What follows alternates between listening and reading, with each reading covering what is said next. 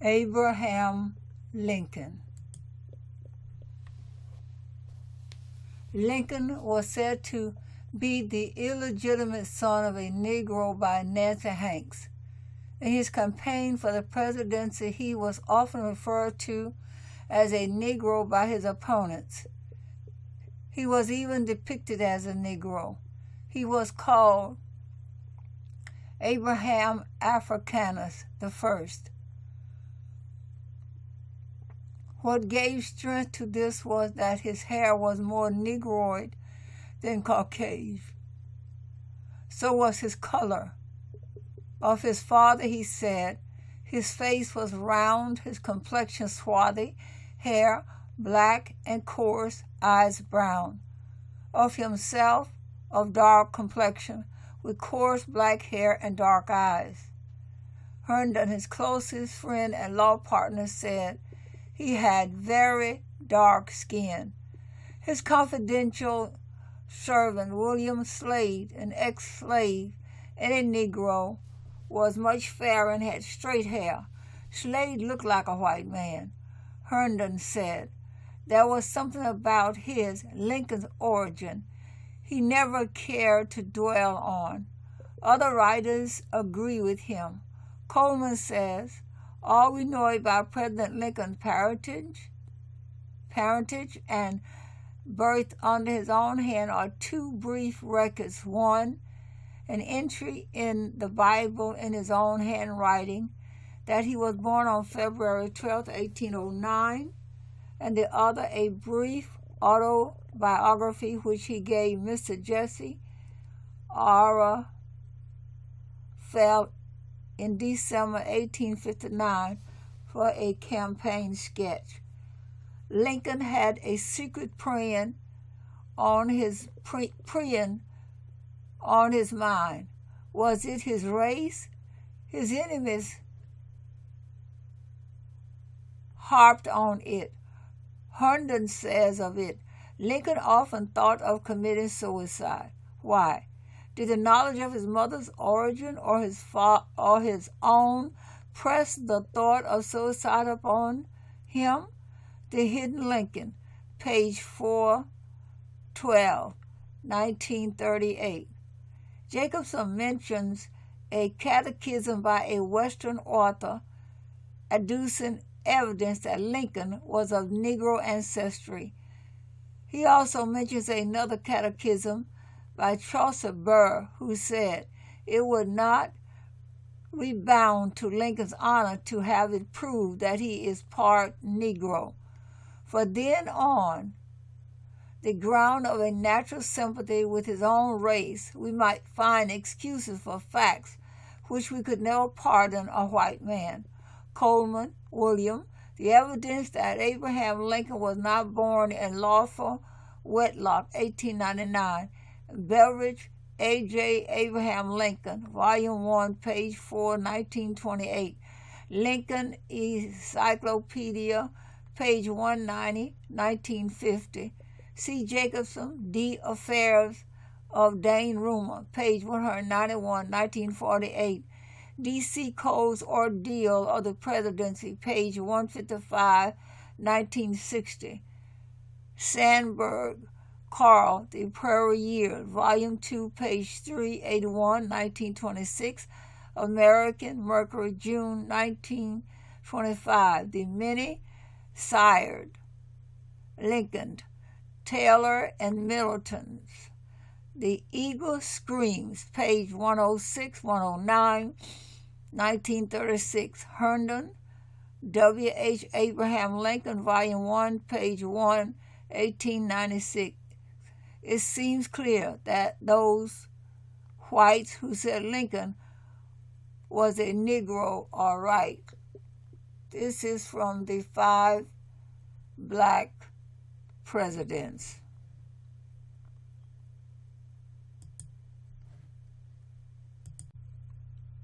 It is said that Abraham Lincoln is a Negro, so let's listen to an excerpt from the video prominent Americans he assumed were white. Abraham Lincoln. Yes, I said Abraham Lincoln. I don't think I have to introduce this man because if you were educated in the United States, you were taught just about everything about him, except for the fact that he had a self-prescribed dark complexion. Now, isn't it funny that his complexion never gets any attention? Okay, so I'm going to give you the bare minimum on Mr. Lincoln, and then I'll move on to the evidence I have for him. All right, so Abraham Lincoln was born February 12, 1809, and he died April 15, 1865. He was an American statesman and lawyer who served as the 16th President of the United States from 1861 to 1865. Lincoln led the nation through its greatest moral, constitutional, and political crisis, the American Civil War. He succeeded in preserving the Union, abolishing slavery, bolstering the federal government, and modernizing the U.S. economy. Lincoln was born into poverty in a log cabin and was raised on the frontier primarily in Indiana. He was self-educated and became a lawyer, Whig Party leader, Illinois state legislator, and U.S. congressman for Illinois. In 1849, he returned to his law practice, but became very vexed by the opening of additional lands to slavery as a result of the Kansas-Nebraska Act. He re-entered politics in 1854, becoming a leader in the new Republican Party, and he reached a national audience in the 1858 debates against Stephen Douglas. Lincoln ran for president in 1860, sweeping the North in victory. Pro-slavery elements in the South equated his success with the North's rejection of their right to practice slavery, and the Southern states began seceding from the Union. To secure its independence, the new Confederate states fired on Fort Sumter, a U.S. fort in the South, and Lincoln called upon forces to suppress the rebellion and restore the Union. All right, so that whole description was from Wikipedia.com. All right, so that was just a little bit about our 16th President of the United States. Let's look at some of the evidence that shows he was a black man. All right, so from the U.S. National Park Service website, we can read that Lincoln wrote 3 autobiographies. In his second autobiography, dated December 20th, 1859, he described himself saying, quote, "If any personal description of me is thought desirable, it may be said, I am in height 6 feet 4 inches, nearly, lean in flesh, weighing on average 180 pounds, dark complexion, with coarse black hair and gray eyes. No other marks or brands recollected." All right, so the giveaways in his own description are dark complexion and coarse black hair.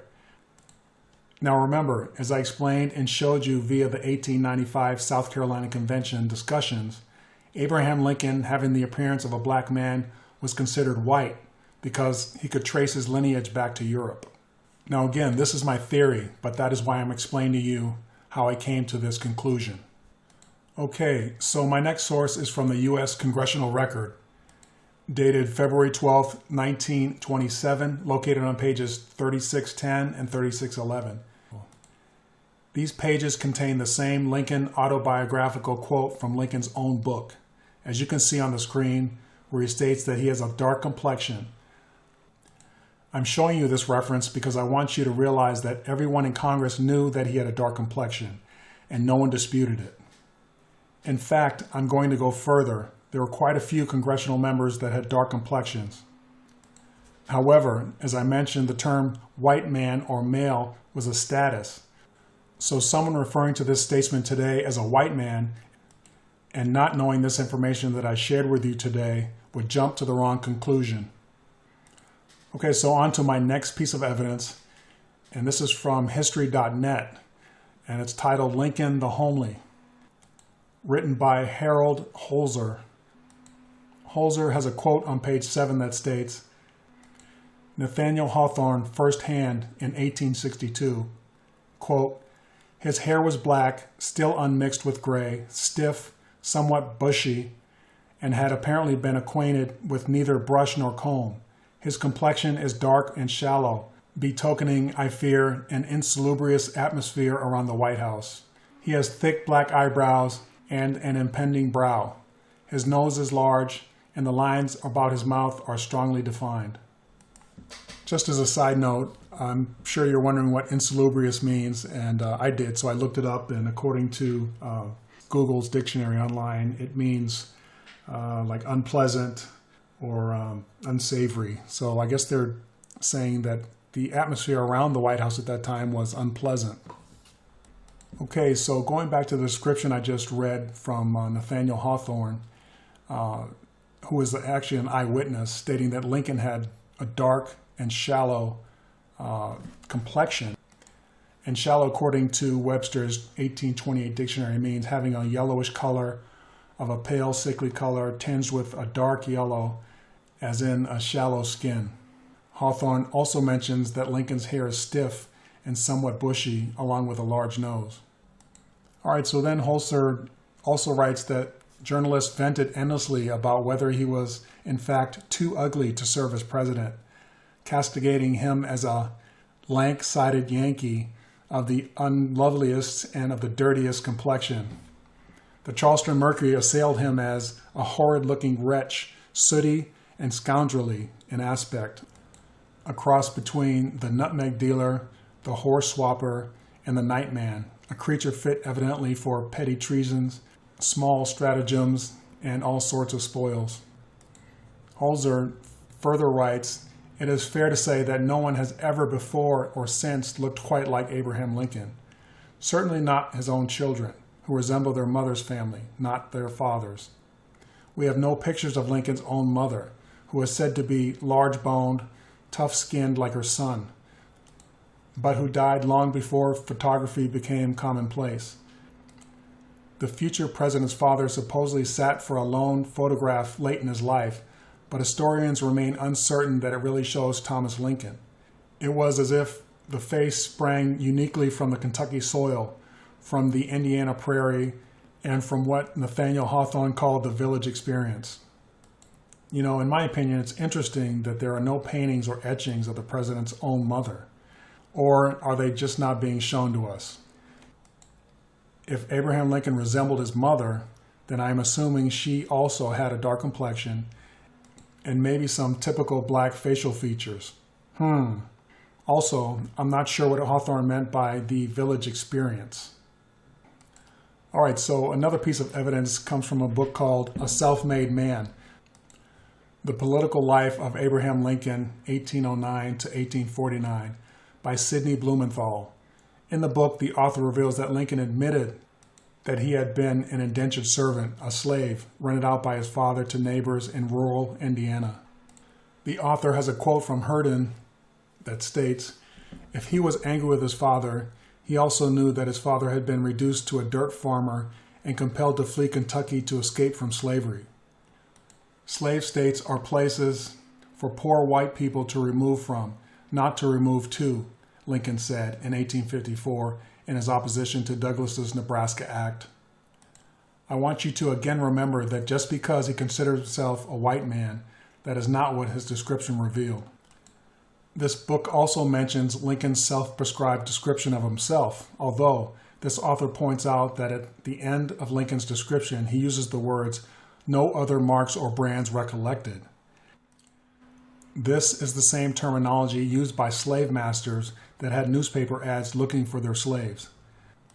In my opinion, Lincoln was acknowledging his former status as a fugitive and his understanding of the evils of slavery.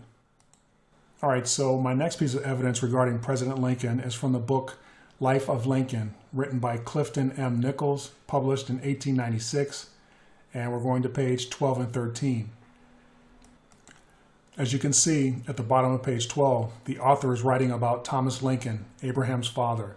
It goes on to read, "A most remarkable and almost inexplicable fact is that to Thomas Lincoln was reserved the honor of an illustrious paternity. Thomas was about 5 feet 10 inches in height, weighed about 200 pounds, had dark brown eyes, dark skin, and black hair." Okay, so no ambiguous terms there. The author directly writes that Thomas Lincoln had dark skin. Obviously, this makes sense because Abe had dark skin, and naturally, you obtain your complexion from one or both of your parents.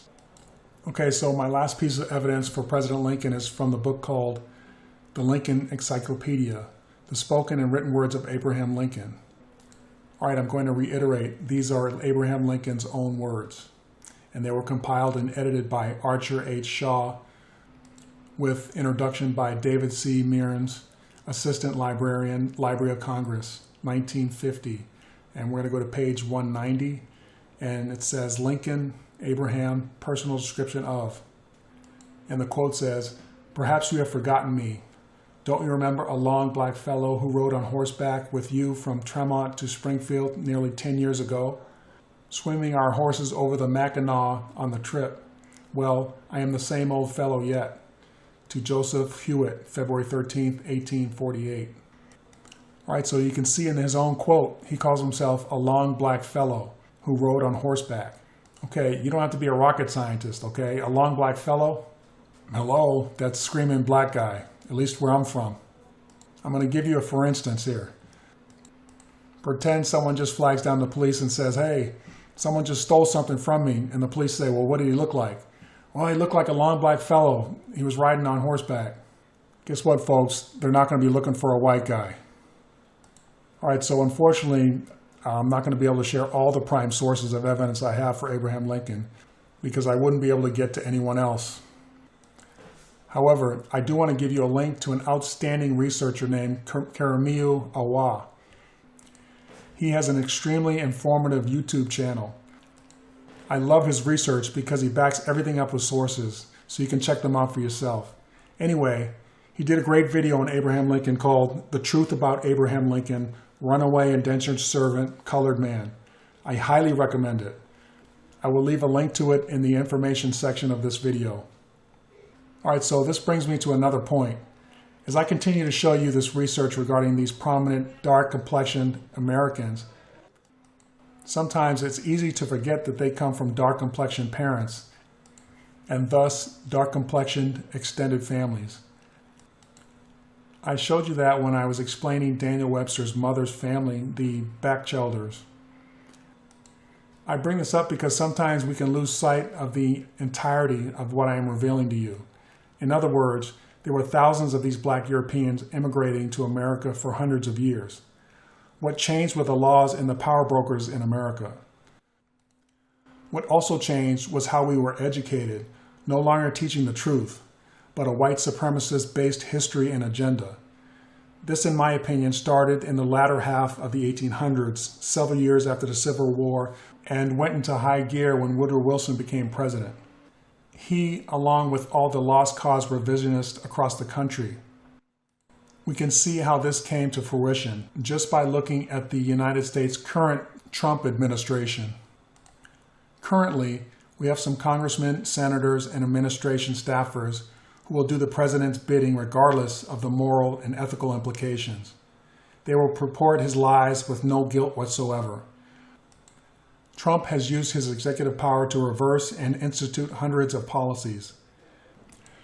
This is what I believe happened during the Wilson administration, except he had 2 terms to accomplish his agenda. 2 of the most glaring policy changes occurred when Wilson resegregated the entire federal government and also ordered the firing of many black employees nationwide. The second glaring policy change was the introduction into the American educational system of his version of history contained in a 7-volume series that was eventually instituted nationwide in some form or fashion. What this also says to me is that Wilson had control of the National Archives, the Smithsonian, the Library of Congress, the National Park Service, etc. This means he controlled a vast majority of our historical documents, books, paintings, photos, scientific finds, etc. I hope you are beginning to see where I'm going with this. This is why I believe the paintings, photos, etc. don't match the written words. Anyway, I will try to tackle these areas in future videos. Alright, so from here forward, I'm going to speed up because I know this is turning into a very long video. The issue is there's just so much to show, or should I say reveal. Alright, so here's a quote from a famous American poet, Walt Whitman. And this is sourced from a book called Walt Whitman, a Biography by Milton Meltzer, published in 1915. All right, so we're going to go on to page 92, and it goes on to say, On his way to Washington to be inaugurated, Lincoln stopped in New York to stay overnight at the Astor House, opposite City Hall Park. He stepped out of the horse-drawn carriage to stretch his arms and legs. As he looked out over the huge crowd of 30 to 40,000 people, there was an unbroken silence. Walt said he had a great view of Mr. Lincoln. His perfect composure and coolness, his unusual and uncouth height, his dress of complete black, stovepipe hat pushed back on the head, dark brown complexion, seamed and wrinkled yet uncanny-looking face, black, bushy head of hair, disproportionately long neck, and his hands held behind him as he stood observing the people. He looked with curiosity upon the immense sea of faces, and the sea of faces returned the look with similar curiosity. All right, so that same quote from Walt Whitman appears in another book by Leon Bezleget, and I probably pronounced that wrong. Anyway, the book is called Walt Whitman, the Man and His Work, and we're going to page 197 of that book. As you can see, Walt Whitman describes Lincoln as having a dark brown complexion with a black curly head of hair. Okay, wait a minute. Lincoln's dark complexion is obviously common knowledge at this time in history. And generally we hear that his hair is black, but rarely do we hear about the texture of his hair being curly. Do you see the discrepancy here? Take a look at the pictures I have here of Lincoln. What hair texture does he obviously have in these photos? It's definitely not bushy. It's definitely not curly. However, it is black, but that's the only thing. So Walt Whitman being a poet, in my mind, would mean that he would be very observant and descriptive in order to write and express himself.